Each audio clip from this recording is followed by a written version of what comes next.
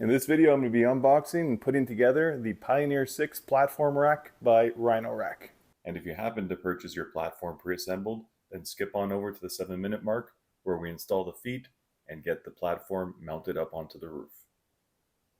This is a smaller 49-inch by 59-inch that'll fit my Subaru Forester, but it'll be the same process regardless of how big your rack is. Out of the box, it doesn't appear to be too overwhelming. We've got 4 bundles of metal pieces, this plastic trim piece, not sure what that's for, and a box of hardware. With the main pieces all laid out, it looks pretty straightforward. You've got 4 identical pieces that run vertically down the center portion of the rack, 2 side pieces that are distinguishable by the ruler markings on them, a front and a back piece. They both have the Rhino-Rack branding, and the back piece is marked rear. Then these 3 identical pieces are the horizontal supports that are going to run underneath the rack. I'm still not sure what this plastic trim piece is for. This is where I thought it would start getting overwhelming, unboxing the hardware kit, but really it's not that bad. We've got 4 plastic corner pieces. These pieces here apparently are going to go into the front bar, and they're like a wind fairing, I believe. And then only 4 bags of hardware. Bunch of these channel nuts, a whole lot of these pan head screws, a few water head screws, and a few of these plastic caps. It also comes with a nice ergonomic tool for both these screws, and they're both Torx head. To be specific, it's a T25. If you have your own screwdriver with the Torx head, go ahead and use that to get it started. But finish off with the tool they give, because it's actually a torque tool. It'll torque down your screws to the proper torque setting. First step is pretty simple. We're going to connect the corners with these plastic corner pieces, but just the front rail. We're not going to connect the back because we're going to need that disconnected to eventually install the vertical center rails later on. They are side specific, so go ahead and sort out your corner pieces, left corner and right corner beforehand. It's pretty simple. The corner pieces just slide into the rails like Lego. Repeat for the other side, this time using a left side corner piece. Then once you got the 2 front corners connected, pop off the plastic cover and you're going to expose 4 areas to insert screws. We're going to be using these 16mm Torx screws, and a real nice feature with the tool they provide, the bit detaches and you can insert it into your drill to make this screwing process go a lot quicker. Just make sure you turn down the torque setting on your drill to the lowest and then finish it off hand tightening with the tool they provide. I haven't tested it out yet, but it should bottom out at the manufacturer's designated torque setting. Then you can finish off with the tool they provided, giving it one last tighten, and it should bottom out like that with an audible click, not allowing you to screw any further or over torque these screws. Once all 4 screws are torqued down, pop the plastic cover back on and repeat for the other side. Once both front corners are connected, flip the front piece over. Now it's time to attach the center rails. First thing to do for each one of the center rails is take these channel nuts. You can see it's tapered, flat side facing up. Insert them into both slots of the rail and then slide the rail underneath the front beam, aligning the holes. No screwing yet. We're going to do that for all 4 center rails first. After installing the nuts and aligning all the rails with the holes, we're still not going to screw. We're going to install the fairings, and there's 5.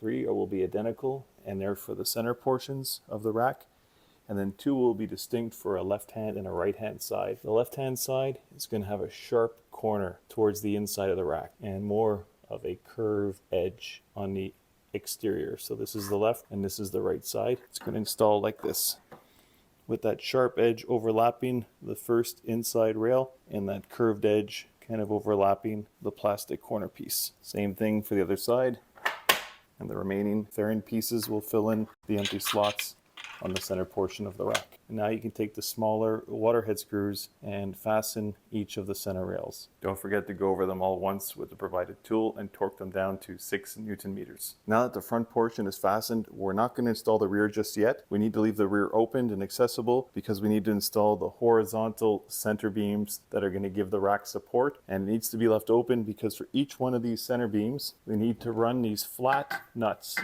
into the channels, just like we did with the front, flat side facing up for all 4 center beams. And then we place this over top, and holes should align for us to use those same water head screws and fasten this down just tight enough where it's secure, but we can slide it all the way down the channels towards the front of the rack. And then we repeat the process for the next 2. One thing to note when fastening these horizontal support beams, the curved side faces towards the front of the rack. It's very easy to adjust these support bars because, as you can see, there's a ruler marked on the underneath of the end pieces, and on the support bars there's a window to peek through and a little pointy arrow so you can tell exactly when you're on the desired measurement. Mine calls for 40 right there on the end piece. It stops at 0 in the middle and then counts up again, and I'm told I need 0 in the middle and then minus 40 on that side. I think the goal is they want the two bars on either end that are going to have the feet mounting to your roof no more than 30.5 inches apart from each other. And to finish getting this platform built, we got to get the end piece on, but before that, the end piece will block the channels here. We need to go and install these square nuts in all the channels along the rear. Now that these square nuts are in place, we can install the rear piece over top of the holes, lining them up, and get the plastic corner pieces connected. Then drive the remaining waterhead screws into each hole, and with your 3 middle support bars at the correct measurement, go ahead and torque those down nice and tight. Now that everything is torqued down, we're done with the underside. We need to flip the rack over, and we still have those last 2 corners to screw in. Pop the plastic covers off, and we got 4 screws to go in on each, just like we did at the front side. There she is, fully constructed.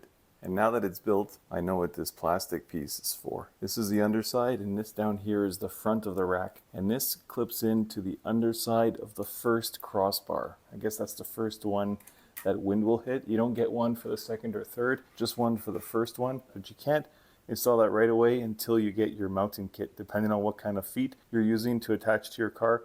You get those installed first, and you're going to cut this trim piece so you'll have a piece before your mounting foot and then a longer piece between the 2 feet, and then another small segment to cap off the end. The feet are very simple to install on these platforms. I've got the ones for raised roof rails, the RX100, and on the underneath, on all 3 of the support beams, there's a large gap in the center, which the channels on your foot pack will fit into, and then your foot pack slides down to the very end. And once you have all 4 on the rack and spread out to the outsides, it's ready to install it on the roof. And to do that, I'm going to show you an example of how it would go if you try and do it yourself. I do have somebody in the house to help me, but I want to demonstrate if it is possible to get it on by yourself.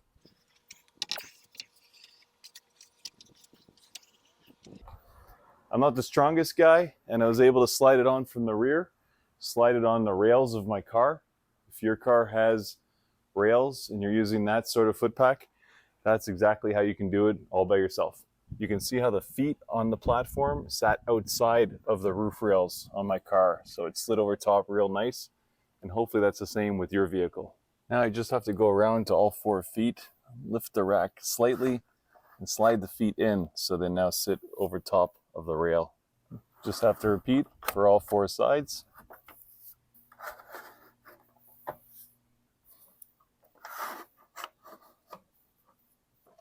I'm honestly shocked just how easy that went on. Now I'm just going to use measuring tape, make sure I got equal overhang on both sides. I'm about 3/4 of an inch hanging over too much on that side, so let's see how easy it is to slide the rack over. Oh my gosh. Yeah, this thing slides like nothing.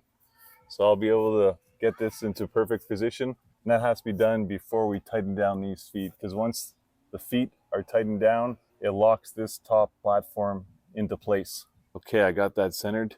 Very easy to do. And the last step is to tighten down the feet. And that's done right under here. You can see that screw. And luckily, I got quite the overhang on my platform, so lots of room to get in here with the long bit they provide. I'm going to start off with the drill and then finish off with their hand torque wrench. That'll get it down to 6 Newton meters. If you don't have enough room under there, or maybe just enough to start, but not enough of a straighter angle to get leverage to torque it down to 6 Newton meters, they recommend to drill a hole right into the side rail here with an 8mm drill bit, and then you can pass the bit right through the hole at a great angle to tighten down your feet to 6 Newton meters. And then you'll be able to plug up that hole nice and clean with those black plastic caps they gave us in the hardware kit. and some bonus video, I'll be able to show you exactly how that drilling takes place, because I spoke too soon. I had lots of clearance on the back, but my roof rails get wider at the front, so I don't have enough room. I was able to tighten that just a little bit, and then my bit kept slipping. It was at a bad angle because there wasn't enough clearance under here. So we're gonna go ahead and drill that 8mm 5/16 inch hole. Don't stress about getting your hole too centered. Anything will be better than that weird angle you had to begin with. And a good place to start with the drill bit is, if you can see it here, there's a notched line, and that's the perfect height to go through to be aligned with your screw, and it provides just enough of a channel for your drill bit to sit in and won't slip on you while you're drilling.